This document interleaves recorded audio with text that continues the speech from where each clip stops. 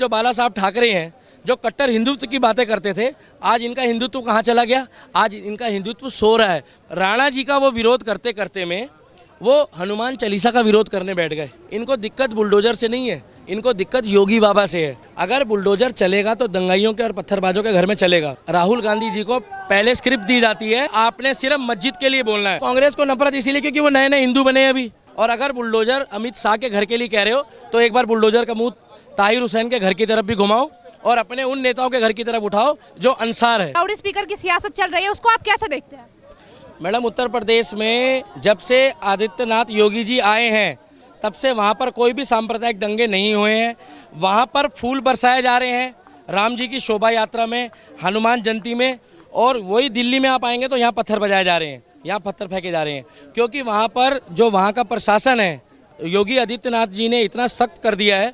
उन्होंने loud speaker के मुद्दे को जो महाराष्ट्र से चालू हुआ और उत्तर प्रदेश पहुंच गया, उनका विकास में केवल ध्यान है। योगी बाबा ने केवल 4 से 5 दिन में उस मुद्दे को शॉर्ट आउट कर दिया। उन्होंने जो एरिया सेंसिटिव थे वहाँ से लाउड स्पीकर ही निकाल दिए।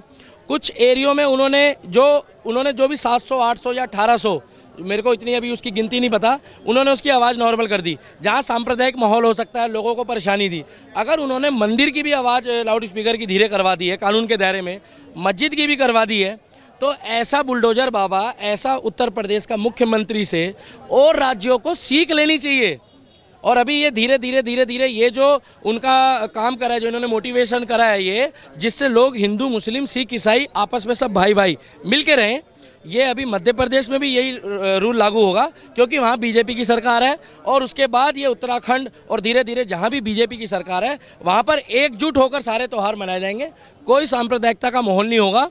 आप खुले में नमाज भी पढ़ो, खुले में हनुमान चालीसा भी पढ़ो, मगर जो लाउड स्पीकर है उसकी आवाज़ कंट्रोल में रहेगी। जो कानून का दायरा है वो आज नहीं आया है, वो 2005 में या 6 में जब भी आया था उसके हिसाब से उन्होंने प्रस्ताव पास कर दिया है। अब उसमें उसके दायरे में ही चलेगा। योगी बाबा के राज में सांप्रदायिकता माहौल नहीं होगा। वहाँ सब, अब ईद आएगी, मैं आपको एडवांस बता रहा हूँ, वहाँ पर भी हिंदू भाई ईद में जितने भी मुस्लिम भाई उनके ऊपर फूल फेंकेंगे क्योंकि उनको पता है कि शायद अगर हमने प्रशासन को भंग करा या सांप्रदायिक माहौल बनाया तो बुलडोजर हमारे घर में भी चल सकता है।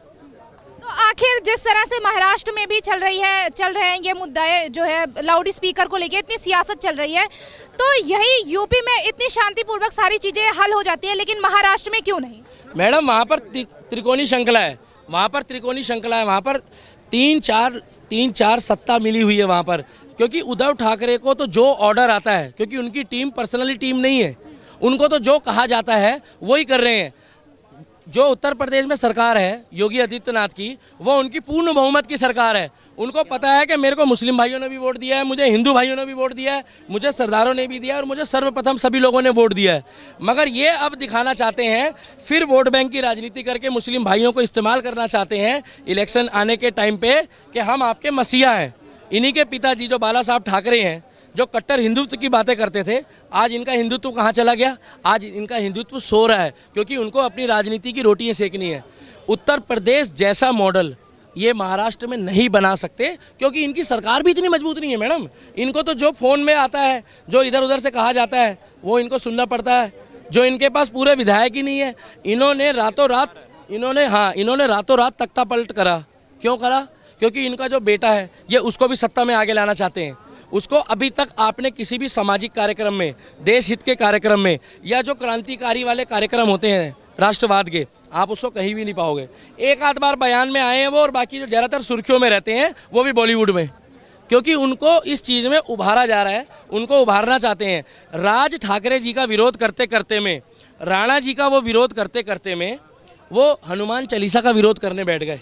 उनको ये नहीं पता कि वो शिवसेना है और जो शिव जी हैं, शिव जी, हनुमान जी भी उन्हीं का वरदान, मतलब जो शिव जी के वरदान रहे हैं। आप किसके खिलाफ बोल रहे हैं? हिंदू हो के आप हिंदुओं के खिलाफ बोल रहे हैं। योगी मॉडल उत्तर प्रदेश का बहुत अच्छा मॉडल है। हिंदुस्तान का सबसे बड़ा राज्य है, सबसे ज़्यादा आबादी है, सब मिलजुल के रह रहे हैं। इनको उसमें भी दिक्कत हो रही है। इनको दिक्कत बुलडोजर से नहीं है, इनको दिक्कत योगी बाबा से है। बुलडोजर जिसके घर पे चलता है ना, तो परेशानी इनको होती है। बॉर्डर पार करो आप दिल्ली का, उत्तर प्रदेश में जाओ, कोई मंदिर, मस्जिद, गुरुद्वारा और कोई लाउड स्पीकर नहीं हो रहा क्योंकि उनको पता है या तो हमारे घर में बुलडोजर चलेगा। आज मैडम वहाँ पर ना नेम प्लेट लगा के उत्तर प्रदेश में अपराधी जा रहे हैं कि मेरा नाम फलाना है, मेरा नाम ढिमकाना है।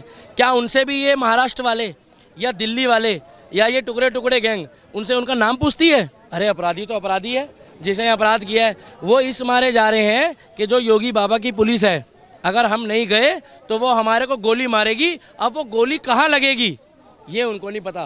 दंगाइयों के घर बुलडोजर भी चल रहा है, उनको शायद ये है कि हमें कुछ रियायत मिल जाए। अपराधियों के यहाँ भी बुलडोजर चल रहा है, बुलडोजर चलेगा। और वही मॉडल दिल्ली में भी आ रहा है, क्योंकि एमसीडी में देखिए मैडम 15 साल से इनकी सरकार है। अगर ये धीरे धीरे कर रहे हैं तो ये कह रहे हैं कि गरीब आदमी, ये कह रहे हैं बुलडोजर अमित शाह के घर में पहले चलाएं, नरेंद्र मोदी के घर में चलाएं। ये क्या ताहिर हुसैन के घर में बुलडोजर चलाएंगे? हमें किसी के नाम से या जाति से मतलब नहीं है। अगर बुलडोजर चलेगा तो दंगाइयों के और पत्थरबाजों के घर में चलेगा। उत्तर प्रदेश में बहुत अच्छा शासन है, योगी राज में उत्तर प्रदेश बहुत सेफ है। आज वहाँ महिलाएं भी सेफ है। प्रधानमंत्री जी की सारी योजनाएं वहाँ पर जो है वो पूर्ण रूप से लागू कर दी गई है, मगर दिल्ली में कोई योजना लागू नहीं है। उत्तर प्रदेश प्रशासन बहुत ही बढ़िया काम कर रहा है। और कुछ दिन रुक जाइए, 2024 में भी दिल्ली में योगी बाबा का बुलडोजर चलेगा और बीजेपी की सरकार बनेगी। अगर यही बुलडोजर मध्य प्रदेश में चलता है तो लोग बोलते हैं, कांग्रेस बयानबाजी करती है कि बुलडोजर पे नफरत सवार है, लेकिन वही राजस्थान के 300 साल पुराने मंदिर पे चलता है तो कांग्रेस उस पर चुप्पी साध लेती है। आखिर क्यों? मैडम इनको कुछ % वोटों का लालच है। राहुल गांधी जी को पहले स्क्रिप्ट दी जाती है, उस स्क्रिप्ट में उनको पहले ही कह दिया कि आपने सिर्फ मस्जिद के लिए बोलना है। आपको जानकर बड़ी हैरानी होगी, जैसे यहाँ पर आपका जहांगीरपुरी में बुलडोजर चला और बुलडोजर मस्जिद में नहीं चला, सिर्फ उसका जो फ्रंट गेट था और जो उसके आगे जो अतिक्रमण था, उस अतिक्रमण को हटाया गया। अगर वो 11 बजे 11:15 बजे तक ये ऑर्डर नहीं आता तो उसके बाद वो मंदिर की तरफ भी जाते। मंदिर वालों ने खुद ही वहाँ का अतिक्रमण हटा दिया। तो इसमें इनको क्या दिक्कत हो रही है? मैडम राजनीति बीजेपी नहीं कर रही है, राजनीति की रोटी ये खुद सेक रहे हैं। इनको खुद शब्द की मर्यादा नहीं पता कि क्या बोल रहे हैं। आज उत्तर प्रदेश के मुख्यमंत्री शब्दों की मर्यादा भी लेके चल रहे हैं, और वो अगर कहते हैं जिसको जिस भाषा में जवाब चाहिए उसको उस भाषा में दिया जाएगा, तो इनको क्या परेशानी होती है? ये कौन सी गुंडाई वाली भाषा है? और जो वहाँ पर संजय राउत कह रहे हैं कि हम 10 फुट ज़मीन के नीचे या 4 फुट ज़मीन के नीचे गाड़ देंगे, तो ये बदमाशी नहीं है?